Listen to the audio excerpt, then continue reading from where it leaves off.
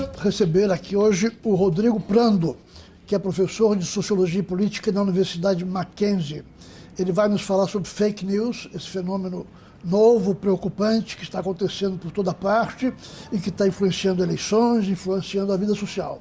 Ele, como professor da Universidade de Mackenzie, conviveu como coordenador com a mãe da Ana Elisa, a Maria de Lourdes Baixa, que também foi coordenadora da Mackenzie. Então, para nós é um duplo prazer recebê-lo. Seja bem-vindo, Rodrigo. É um prazer enorme estar aqui com você, especialmente por essa lembrança muito especial para mim, porque Maria de Lourdes foi uma referência na convivência que eu tive na universidade. Foram muitas reuniões e a gente, quando compunha a ata da reunião, ela gostava muito de perguntar, mas você fica mudando as palavras, né? Enfim, eu gostava de fazer umas atas mais rebuscadas e o diálogo foi muito bom. É de muita boa lembrança, Maria de Lourdes, para mim e para os colegas dela. Muito obrigada. Rodrigo, qual é o impacto da fake news? Olha, é muito grande. Agora, vale ressaltar que numa tradução, né, que é fake news, notícia falsa, ela sempre existiu, não é? Isso desde a antiguidade, a notícia falsa, a mentira, ela serviu para questões políticas, ela serviu para guerra, motivo de guerra, né? Então, você pegar a antiguidade, se você pegar até mesmo na Idade Média, né, em que pese que na Idade Média você tinha o clero, né, como aquele que tinha o conhecimento, eram letrados, então assim, sempre não contar a verdade foi um aspecto bastante importante da cultura ocidental, tanto quanto contar a verdade, mas omitir também sempre foi. Por que que a fake news hoje tem um impacto tão grande? Porque hoje ela é fabricada com propósitos e mais do que isso, ela é fabricada com propósitos muitas vezes políticos e, além disso, e algo que é muito importante, ela se espalha muito rapidamente, porque a gente vive numa sociedade conectada. Então, se a mentira ou o boato, né, eu que sou do interior, quem teve a vida, sabe que, por exemplo, uma disputa de prefeitura sempre há uma boataria dos adversários, sempre aconteceu.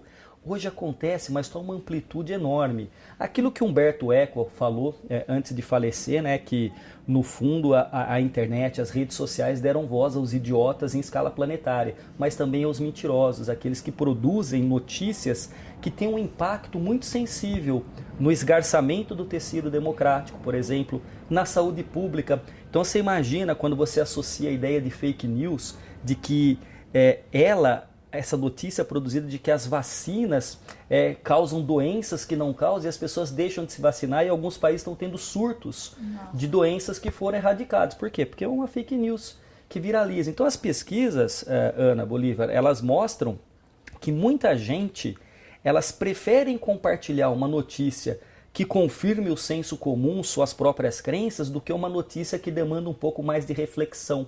Então a gente vive, especialmente nas redes sociais, um ambiente em que a informação ela é muito rasa. Ela é rasa em conteúdo, ela é rasa na forma de expressão, ela busca cliques e likes e ela viraliza numa velocidade muito grande. Então o impacto disso, especialmente para uma cultura, para um país que não é um país de leitores, então assim, as pesquisas também infelizmente demonstram que o brasileiro lê muito pouco, né? Que nós temos uma quantidade dos que leem e sequer são capazes de entender o que estão lendo, de interpretar. Então assim, nessa superficialidade de pouca leitura e de incompreensão do que lê, as fake news encontram um terreno abundante. Então, de uma determinada maneira, e o Bolívar também, que é especialista em cultura política, ela está, nos últimos anos, determinando algumas mudanças na cultura política. A gente tem passado de uma sociedade do diálogo para uma sociedade que espalha informação sem comprovação e o diálogo fica vedado, gerando o quê? Muitas vezes ódio nas redes sociais ou no ambiente político. Agora, Rodrigo, onde é que isso nos leva? Quer dizer, isso põe em questão o próprio conceito de verdade. Sim. Quer dizer, você problematiza o que é básico na vida social, que a realidade é real, né? Sim. Sim, não, você tem toda a razão, Bolívar. E mais do que isso, veja bem, nós que trabalhamos, né, que somos estudiosos da área de humanidade, nós sabemos que verdades absolutas, matemáticas, verdades que, por exemplo, não permite que um prédio caia depois de um ensaio num corpo de prova de concreto, essa verdade não nos chega como chega na área das exatas para as humanidades. Então a nossa verdade é sempre uma verdade que se aproxima, mas que busca fazer uma leitura do real. Disso, inclusive, foi dicionarizado o conceito de pós-verdade, que no fundo muito mais pessoas que seguem uma determinada posição, uma crença que confirma valores pessoais, do que, no fundo, refletir. Porque a reflexão demanda tempo, demanda sentar para ler, para discutir. Então, no fundo, a fake news e a pós-verdade, elas são faces de uma mesma moeda, e a gente vê, por exemplo, um grupo de pessoas que toma contato com uma informação, interpreta aquilo e aí você apresenta dados, elementos para aquela pessoa mostrando, olha, historicamente isso não aconteceu ou aconteceu assim, esses dados não corroboram sua visão e não adianta. Ela permanece fiel àquilo que ela acredita e ela não muda de posição. Então, essa ideia de que nossas crenças, no fundo, é quase que uma apologia do senso comum, um senso comum planetário que deixa tudo muito raso. Então, assim, como eu disse, esgarça o tecido democrático, mas também tem uma outra coisa. A pós-verdade conjugada a fake news, especialmente no ambiente das redes sociais, coloca os indivíduos fechados em grupos, até por conta do algoritmo das redes sociais. As pessoas se comunicam compartilhando as suas pós-verdades, compartilhando fake news e nunca tendo a possibilidade de confronto com o contraditório. É isso que a gente usa uma expressão mais simples, estamos falando na bolha. Nós estamos falando de uma bolha. Então esse algoritmo fecha e as pessoas ficam... Então, no fundo é o seguinte, eu compartilho alguma coisa, alguém vem lá e curte. Ela curte e compartilha. E ali o que acontece? O algoritmo coloca tendencialmente você em contato com pessoas que são da sua família ou do seu grupo social, universidade, trabalho. No fundo, você vai se distanciando daqueles que poderiam se colocar contrários, que poderiam dialogar com você. No fundo, o ambiente fica de muito ódio, a pessoa começa a contrapor uma outra nas redes sociais, o que acontece? É bloqueada ou é excluída. Reforçando, então, isso que você chama de bolha. Fica, no fundo, um espaço de ausência de diálogo. E quando o diálogo acontece, infelizmente é um diálogo muito raso. Porque, veja, quem hoje senta para ler um jornal...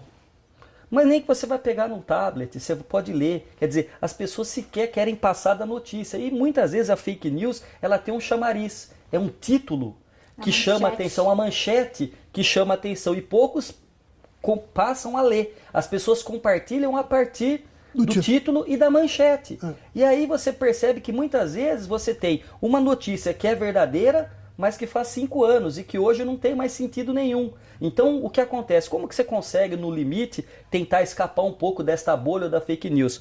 É dar uma olhada, não só no título, mas ler a matéria. É perceber se aquilo tem verossimilhança. Será que aquilo é possível? Se é alguma coisa muito louca, muito adoidada, provavelmente não tem sido. Quem que está assinando a matéria? Será que é um jornalista? Outra coisa, os meios de comunicação replicaram, bons jornais, bons canais de televisão compartilharam, e se não, você espera um pouquinho, eu não compartilho, mas veja, será que as pessoas vão fazer isso? Então, assim, as verdades, como diz Bolívar, estão sendo colocadas em xeque. No fundo, você tem quase que uma valorização da pós-verdade, da fake news, em detrimento que da cultura, do estudo, né, do conhecimento, da sabedoria. Né? Quer dizer, até aquilo que a gente historicamente sabe que é consagrado já começa a ser revisto. Então, o chamado revisionismo da história, o que também é um problema muito sério.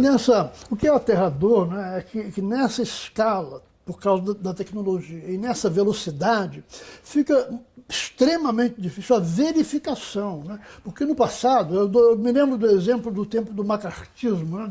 do anticomunismo desvairado, que tomou conta dos Estados Unidos nos anos 50. Criou-se um ambiente nos jornais, na política, como se os Estados Unidos vivessem num período absolutamente irracional de um anticomunismo delirante. Bom, fizeram-se algumas pesquisas e constatou-se que isso não era verdade, que já havia um certo anticomunismo, na época da Guerra Fria, sim, um temor da União Soviética, que tinha feito a sua bomba de hidrogênio, mas nunca na escala que se pretendeu fazer crer. Né? Então, hoje, fazer essa verificação através de métodos objetivos de pesquisa vai ficar cada vez mais difícil.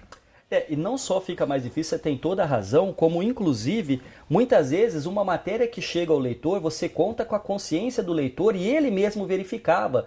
Pelo conhecimento que ele tinha, ele verificava se aquilo tinha algum parâmetro próximo da realidade ou não. Hoje, o que acontece? Existem instituições especializadas na checagem.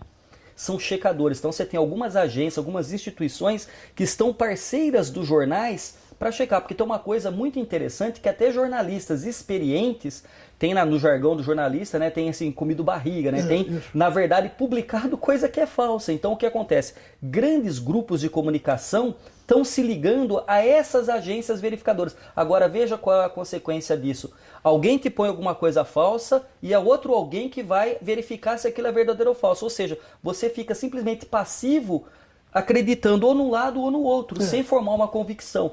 E outra coisa que o Bolívar colocou nessa questão do macartismo, vale ressaltar que fake news teve uma força preponderante impulsionado pela CIA ou pela KGB, que foram instituições que durante a Guerra Fria, organismos de informação e contra-informação que também espalharam. Então isso aí é uma coisa planetária e que vai numa velocidade enorme. Agora, se você é treinado, se você é alguém que lê jornais, que você tem um conhecimento porque lê um pouco, você bate o olho e falou, opa, eu não sei se eu estou certo ou não, mas eu desconfio. Quando você sequer tem o mínimo de informação, de cabedal teórico para entender aquilo, e eu não estou nem pensando como Bolívar, que já está pensando como pesquisador, na análise, né? Eu estou pensando mais no cidadão comum mesmo. Esse está rendido de um lado ou de outro, porque a informação pode ser mentirosa e quem checa está dizendo que ela é ou não mentirosa, e você recebe. Agora, realmente, no âmbito das ciências sociais, a pesquisa hoje do cientista social ela tem as facilidades pelas redes sociais, pela internet, pelos métodos